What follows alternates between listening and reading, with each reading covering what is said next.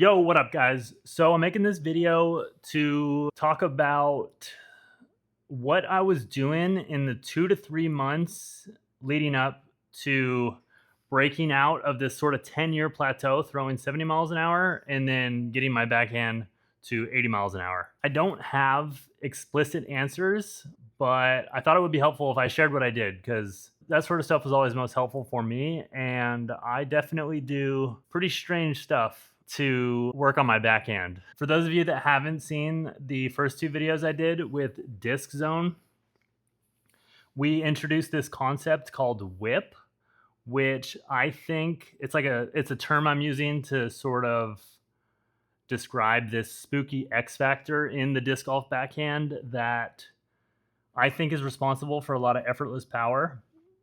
And it seems like people either are like born with whip or they stumble into it and they sort of have this effortless backhand, or they develop a perfect backhand, very quickly and intuitively. And people with whip, it seems like they can throw their backhand in all sorts of different positions and situations, while it seems like the majority of disc golfers don't have whip and they're stuck like checking off all these boxes or form mechanics on their throw, and it isn't like getting them to this elite level backhand. I think of it as almost like a moat in the middle of the disc golf world, where like some very small amount of players, a couple percent, have whip, and most of the disc golf world is kind of stuck on this no whip or am side of the moat, as I've been calling it, kind of just checking off boxes, copying things that the pros are doing, but it's not getting them to that elite level backhand. And pros or players on the good side of the moat with whip, I call it the pro side of the moat, it seems like they can not check a lot of the objectively good boxes around the backhand throw, and they still have this effortless power. Yeah, this is kind of something that stuck with me 10 or so years, and I think it especially bothered me because I was always getting glimpses of it. So like 1 out of 20 throws would just feel like effortless and strong. So that sort of sold me on developing a good backhand, because I'm like, oh, it feels so good, and disc golf's so fun with that. So I spent years just copying things pros were doing or making little tiny adjustments, being very analytical and like structural with my form, and things would work for like a day or two. And I would basically just shake all these little adjustments and revert back to my original form. And also some adjustments I made that were like so clearly good backhand, I would try to copy that, and it had such a negative impact on my backhands that I basically just ended up scrapping that approach altogether and going into the approach I'm talking about today, which is more feel based.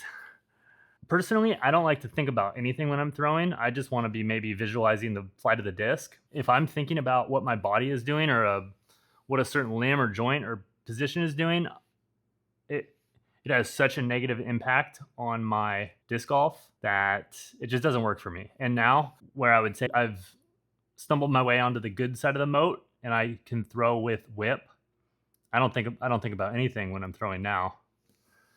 It's so fun. And it feels good on my body. And also, I would say I was very like almost troubled by the backhand. I don't even know if I would say I was interested in it. It just kind of scratched at me. And then as soon as I kind of had my aha moment and progressed my backhand to 80 miles an hour, I'm definitely not as interested into it as I was before. But disc golf is so incredibly fun now. If I could get more people onto the good side of the moat, that would be good. More on my philosophy, I feel like movement and athletic movement is so ridiculously complicated, and the body does so many things automatically. As soon as you try to like artificially interfere and like put your arm in a certain position and pull through at a certain time or angle, I feel like things get dropped, or you're not feeling the correct thing. You don't have the right tension. The timing and sequencing is slightly off. It's like it just is not. It doesn't sit quite right with me. I'm not saying that's not a valid approach. It just didn't work for me. If you were to take one thing away from this video, I think it's to try my approach. I'm not necessarily saying give up this direct mechanical approach altogether. My approach, just to clarify a little bit, I mean, you'll put it together from listening to these items, but I like drills and odd objects that you can throw in a backhand movement and let your body be sort of chaotic and just throw how it wants to throw, but with a very specific constraint that you don't even have to think about, or an object that your brain is just going to figure out how to throw, and you let it do its thing. You don't try to interfere with it very much. Maybe there's a little bit of cueing to make sure you're somewhat doing it correctly, but I don't like to even interfere much at all. Sort of the reason I gravitated to this approach also was because I feel like I've come across players who naturally had a perfect backhand, and I don't think they worked on their form much at all. It just felt like so natural to them. So it seemed like to me like I was missing a fundamental ability or skill. And if I could figure out what that was and work on that, then I would take that to my normal backhand and sort of have the same progression that some of these pros or players with very natural whip had. With the things I'm talking about today, like a lot of them are just like, it was almost skill acquisition. I'm like, oh, if I can learn how to throw this in my backhand, then my normal disc golf backhand will like pick from it automatically. Oh yeah, and the specific aha moment I had, so I could throw 70 miles an hour, I said earlier, but it was very high effort, a lot of fast twitch, small muscles working, and it made me sore. And I had a TechDisc for about a year, and I had never thrown over 70 miles an hour twice in a row. It was always like 68, random 70, 69, 68, 67, random 70. So it was kind of like I was barely scratching it. And then, I was doing all these things that I'll talk about in the list. And then one session with the TechDisc, I threw 70, and it just felt like so ridiculously effortless. It was like confusing to me. I was like, whoa, I think I could do that again. And I was able to do it consecutive times. And then I was just like, I want to see how many times I can do it in a row.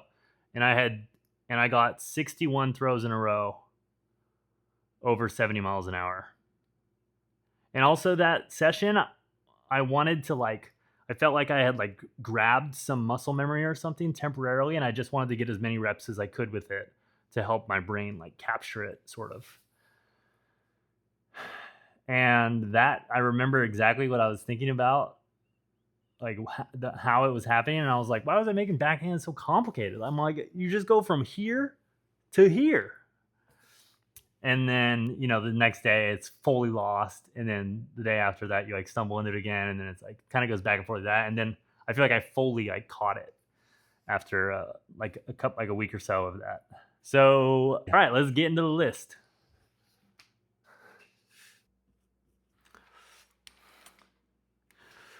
Okay. Number 1, effortless reps. So basically, oh wait, this isn't an advice video. This is what I did. Basically, I wasn't competing, so disc golf was basically just for fun for me, and I wanted to develop an effortless backhand.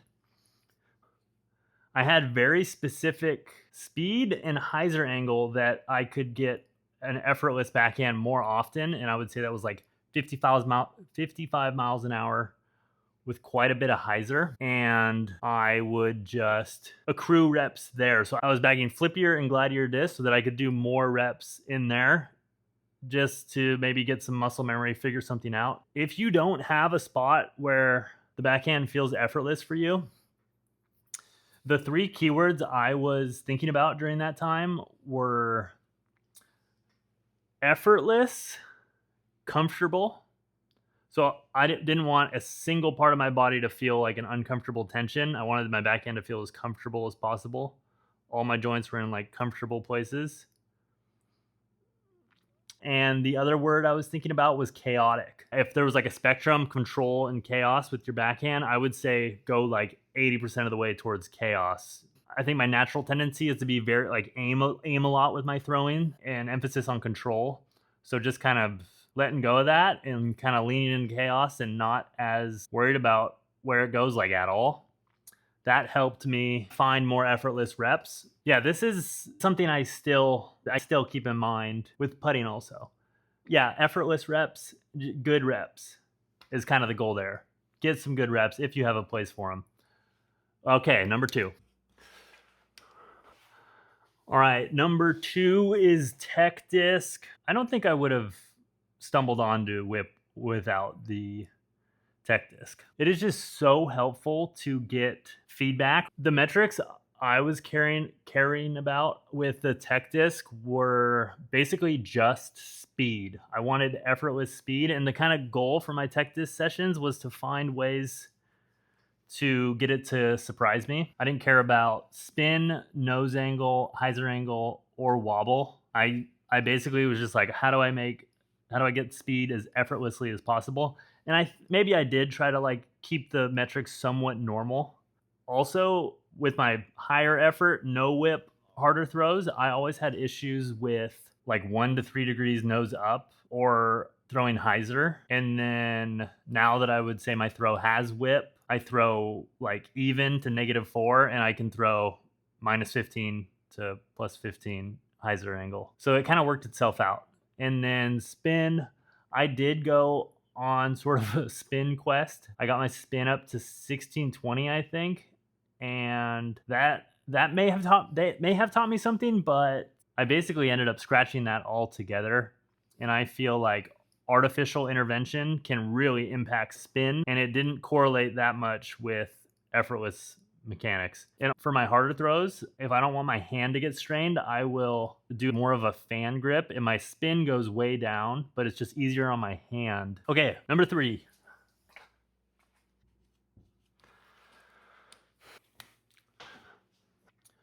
Okay, well, number 3 is sledgehammer zipline. So I was able to get some effortless reps, and they were getting more consistent for me, but I really wasn't able to like move that range where I was throwing effortlessly, which was like high 50s and with the hyzer angle, and I was nudging on it slightly to kind of get out of that zone, but it really wasn't going anywhere. And as soon as I would try to throw with a much different hyzer angle or much faster, like these whatever these mechanics were, they would just break down completely, and it would like switch into these high effort mechanics. And my throw really didn't feel connected. It felt more like jerky. I got this idea from Disc Golf Course Review. There's a couple guys on there that wrote this like 100-page ebook on the backhand mechanics. That's called The Good Swing, I think. It's really cool. But one of the sections in there is about like your mechanics when you throw a sledgehammer, which I thought that just sounded so cool. And I figured it would like turn on areas of your body or your muscles in different parts of your body to sort of form this chain through your body that would be used to throw effortlessly. I like the idea of loading the backhand, but I just wanted the horizontal loading. I didn't want to like have to support the sledgehammer vertically. I set up this zip line for it. I'll show this picture here. It's basically just a cable and then like this little pulley. It's, there's duct tape in there, but yeah, pretty cheap setup and did what I wanted. I'll do a video. Let me show this video of me doing it.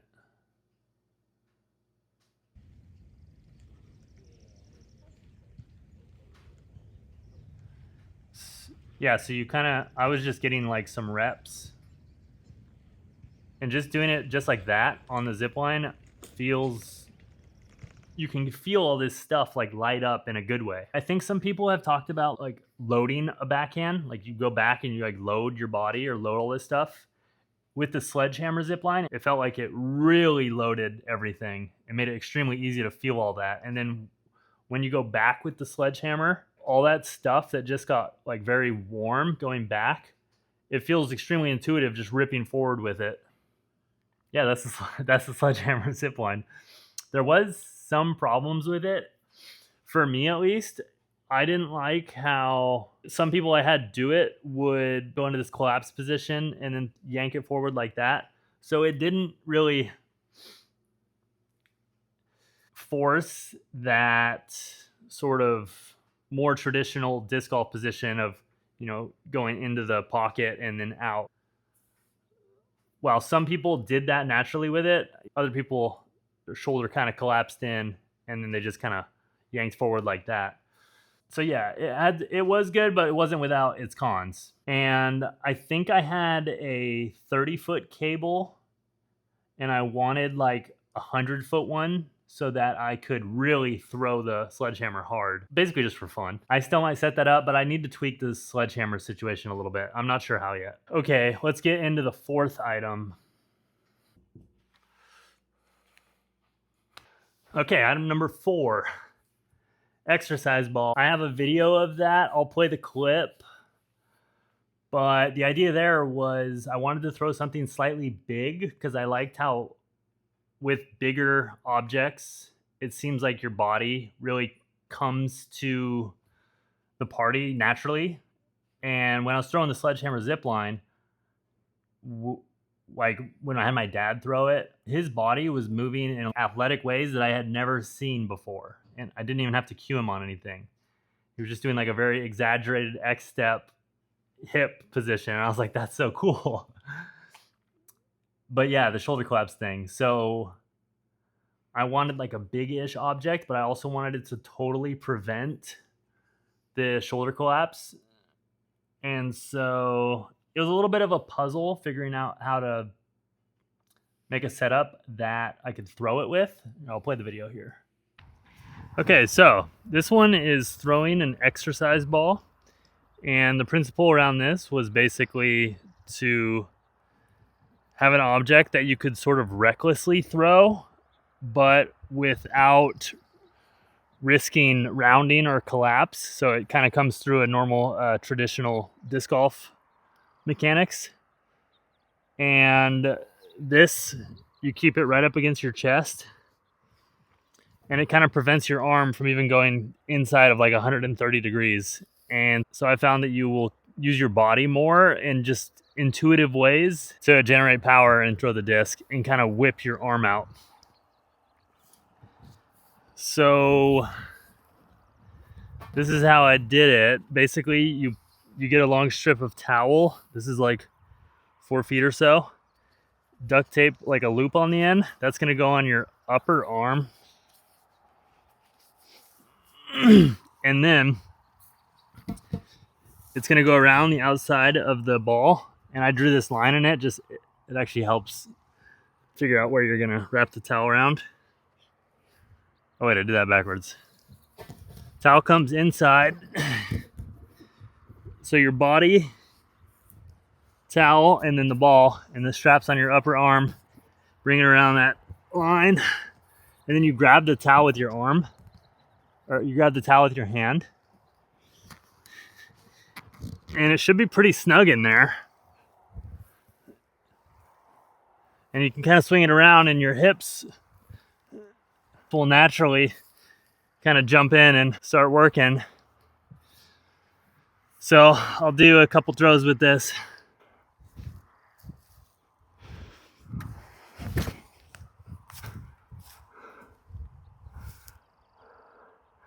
Cool, that felt good. I'll do a couple more throws. So towel inside on the line. Grab it. I'll just show you some from this angle.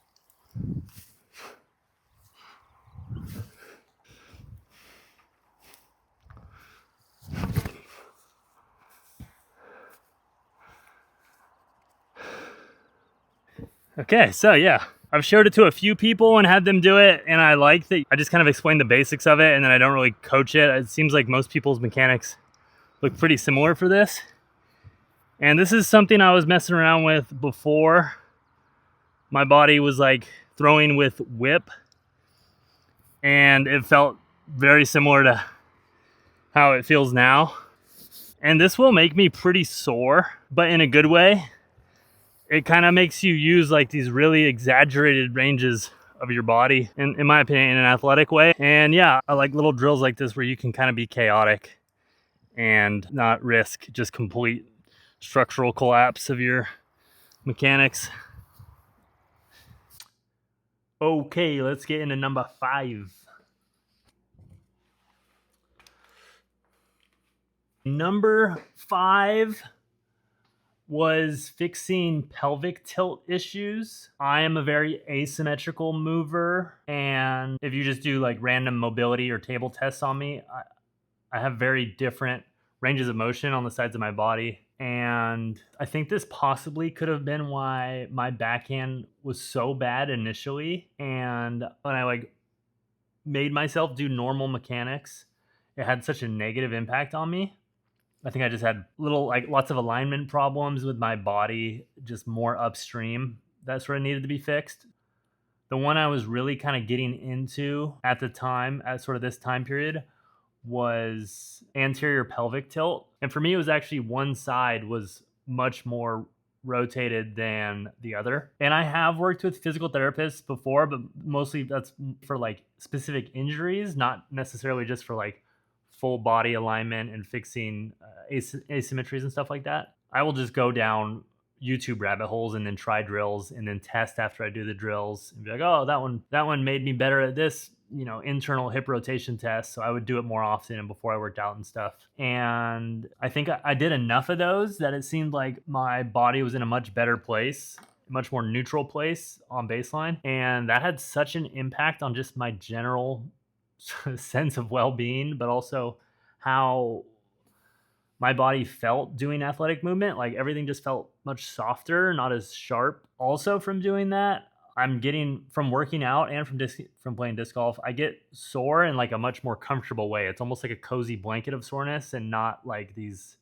acute, almost painful regions that get really sore. So if you're able to, I would say work with a physical therapist. If you think you have these types like problems like that with your alignment or movement, but if not, and you have to go the YouTube route, the YouTuber who I think I've done the most stuff from that helped me the most with that was or is Connor Harris. So if you have asymmetrical issues or movement issues, stuff like that, I would check out his channel, see if something resonates with you. Specifically for fixing pelvic tilt, to me, it's movements that actually work your glutes and work them correctly, and then things that work your medial hamstrings.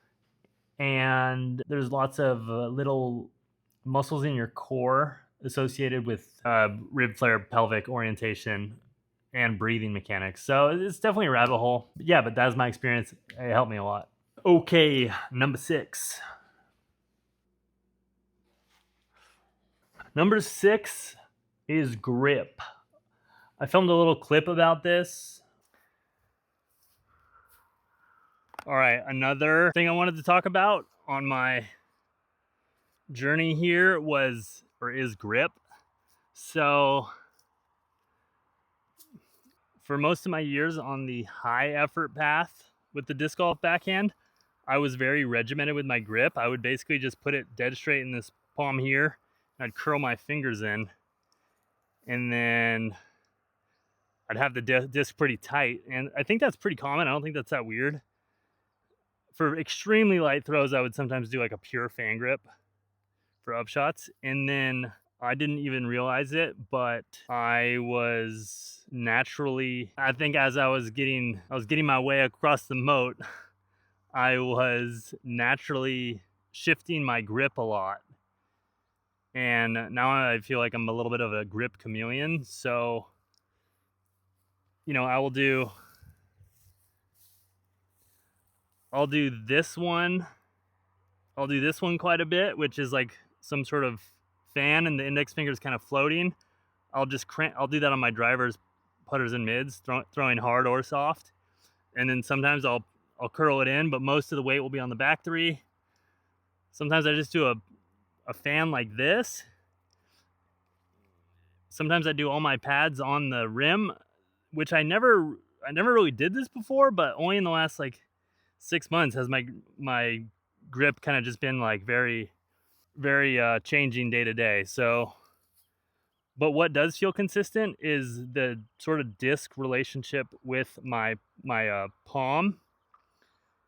And as long as I'm like holding on to the disc, I can hold on to it in a bunch of different ways, it seems, as long as I get this right feeling along my palm. And it feels like the disc actually pivots on my palm slightly, like in the throw. So it's almost slightly loose for part of the throw.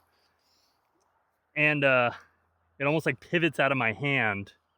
So, I mean, it is getting ripped out, but the disc like seems to have some play on my hand no matter how I am holding it.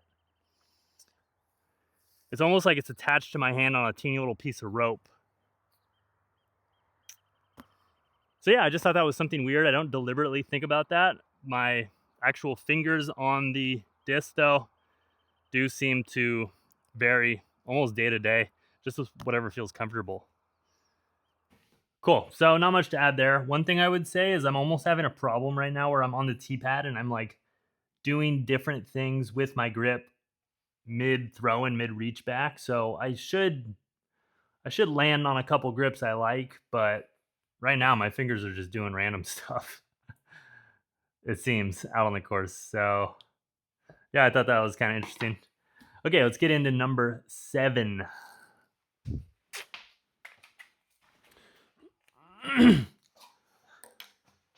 Okay, we're back to throwing the odd objects. This one is soda can. I have a video of this one. I'll play it. Okay, this next one is throwing a soda can. So you grip it like this, and it's better if they're cold, so they slip. So it's harder to cheat.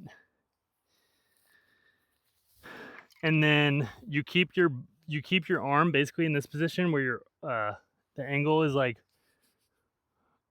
I don't know,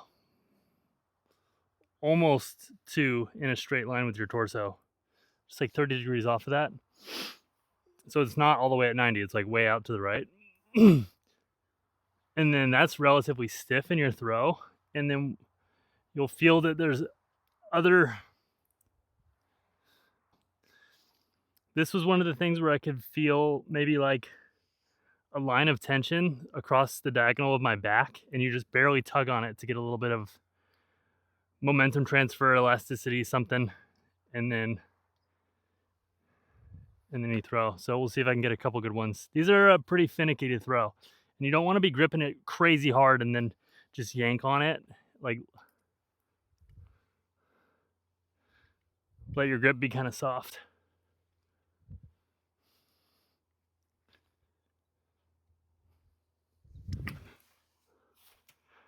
Yeah, that was good. That one felt good. And when I'm throwing it, it doesn't feel like the angle of my arm and my torso is really moving that much, if at all. This is not as rigid in like a normal disc golf throw, but I think for this drill, it does stabilize that piece and then forces the other areas to move.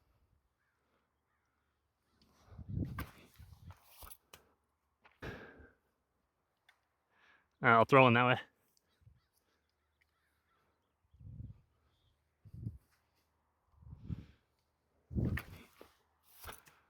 Okay, that's felt good.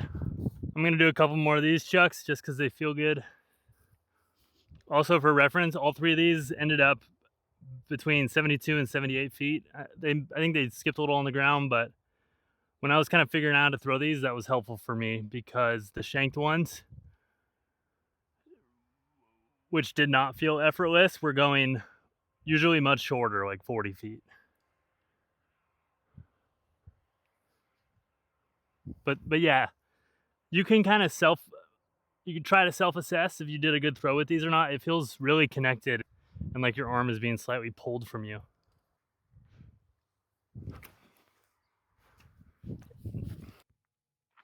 Okay, so yeah, to add on the throwing the soda can things slightly, I like kind of that water bottle drill concept. If you haven't seen that, I think that's a pretty famous disc golf drill where you take a water bottle and you hold it like that, and it kind of should pull from the water should like pull from you the entire way through. I always like that concept. It doesn't feel quite right to me, and I will basically just try to throw anything and then see if it felt interesting to throw or if it felt kind of like an effortless backhand to throw. And it does. This soda can drill, it doesn't work if you hold it like this, and the water bottles don't feel right to me, and different size cans don't quite feel right to me. I'm not exactly sure why. the soda can is like right in this sweet spot, and it's almost like learning to throw it in the way of that clip. It's almost like a little puzzle to figure out with like sequencing and activations in your body, and they just feel good to throw. So I think that one is just so fun. I still do this one a little bit, and it you can only throw it really at like very low intensities. So there's no like strain on your body. You can kind of just go, you tinker with it. Okay, number 8.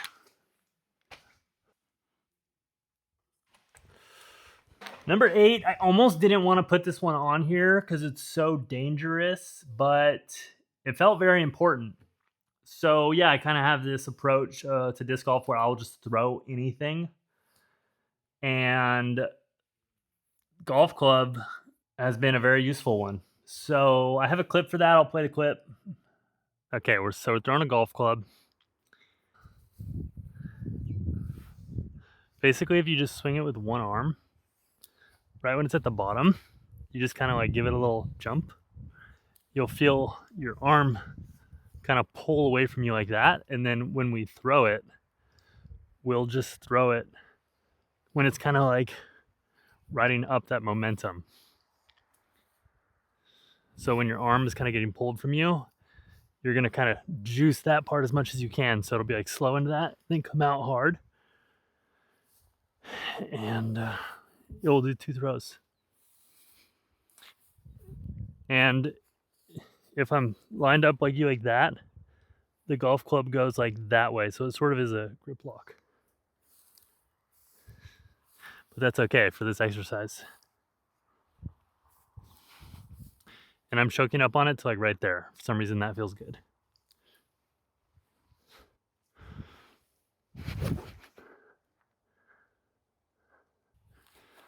Okay, so it's almost 45 degrees to the right.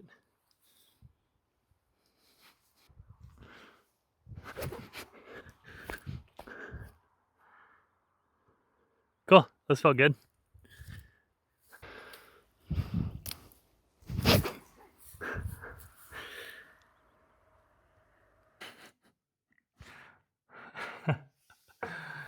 Okay, well, just throwing a golf club.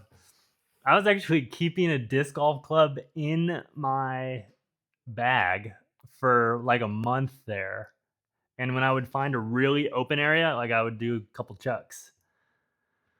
But yeah, they go so much farther than you're probably thinking. I think I first went to Goodwill. I bought it for $5. I went to the field and it was completely empty. And I thought it was going to go like 80 feet and relatively straight where I was throwing. And it went like almost 90 degrees behind me. And I think it was like 190 feet.